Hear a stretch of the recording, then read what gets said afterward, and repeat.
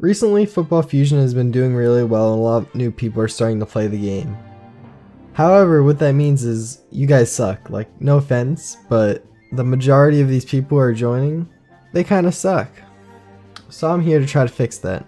This video is going to be going over the basics. In a future video I'll go over some more advanced tactics, but there is something here for everyone even if you've played the game for a little bit. In this video I'm assuming you know the basics of American football, like NFL football, so I won't be going over how touchdowns, field goals, etc. work.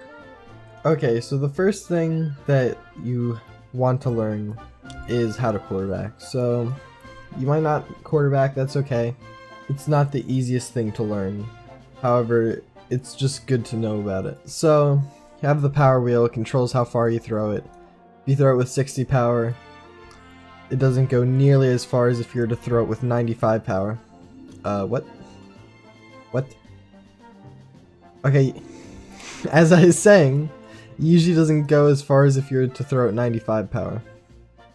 If you're trying to throw from one end zone to the other, I'd say 95 power, aim high from like the front of the end zone, gets to like the back corner of the end zone, and then at the very back part of the end zone, it throws to like the very start of the end zone. Or like the middle of it. You're gonna want to usually you're going to want to throw between anywhere from 60 to 95. Anything lower than 60 is just kind of impractical. As far as throwing 60 power, you only really want to throw it if you're trying to dime it over the cornerback, which means I'll just draw this up in MS Paint. Right there, that's your QB, right? Then you got your wide receiver. And then here's the cornerback, guy who's covering your wide receiver. And these two people are running this way, right? You got your CB and your wide receiver. Then you'd use 60 power and aim high to throw it like that. In game, that kind of looks just something like this, where at the time of throwing the ball, you're like 30 feet apart. They run another 20 yards and the wide receiver can catch it and the cornerback can't catch it. If you want to throw a really like a bullet of a pass, just 95 power, don't aim too high, hits them right in the chest. Make sure when you're throwing a pass you're leading them, so if they're moving from side to side you have to lead them. So if your wide receiver is moving back and forth, just say like that 4 target, instead of aiming right where the 4 target is right now, so like right there where I aimed where it was, you have to aim in front of it so they run into it. There we go. Okay, next up we got receiving, so this is when you're trying to catch the ball. So basically you just want to jump and click to catch the ball. On mobile would be jump and tap. Fairly simple, you just jump so you reach the ball as it's coming down. It's fairly simple. I mean, it takes a little bit to get used to it, but it's all about timing about when you jump and click. It's not too difficult to learn. Another thing that you have to learn about is toes or staying in bounds. So this is a great example of it. If the quarterback throws the ball out of bounds, you want to make sure that you land in bounds with the ball. So that might even mean going out of bounds, and then diving into bounds. You want to make sure that when you catch it, you're in bounds. It's okay if you're in the air and out of bounds, but as soon as your feet come down, you have to be in bounds. Next up, you have kicking. Fairly simple, R and F to adjust the height of the kick. You want to change the angle all the way up by using the R button, pressing this button. If you want max power, just get it up at the top. And then accuracy, you want it in between those two arrows, because if you don't, it goes wide like that. Something you just have to get used to with the timings. Kicking used to be a lot easier, but then XSTNS ruined it, so just kind of have to get used to it.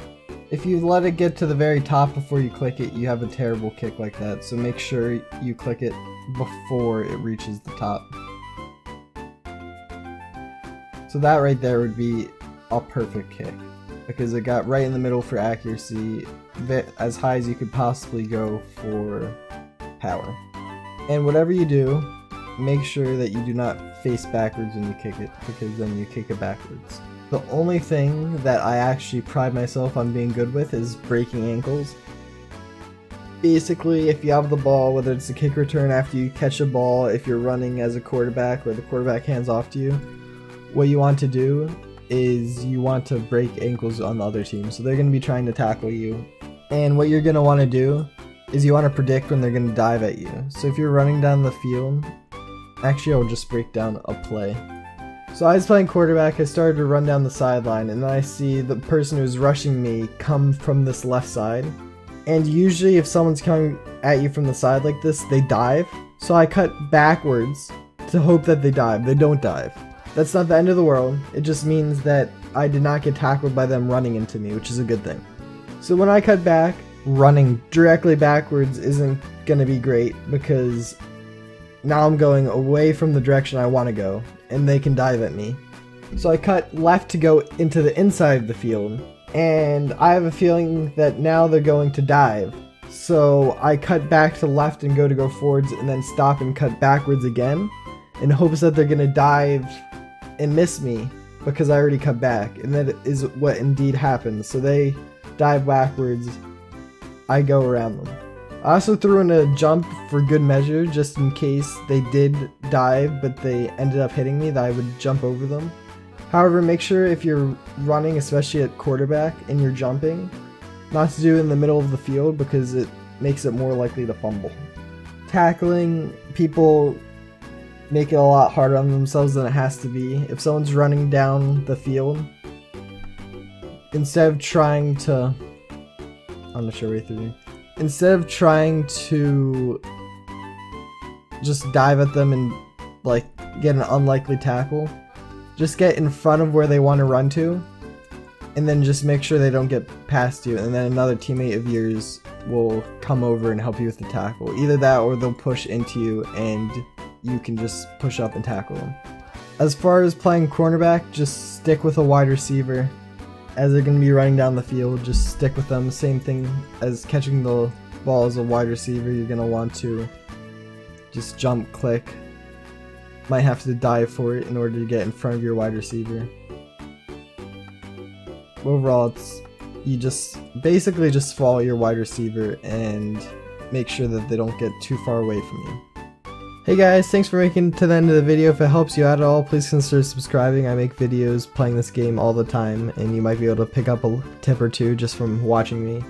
If you guys want to see some more advanced techniques in this game, leave a like on the video and I'll consider doing a more advanced guide. Have a great rest of your day.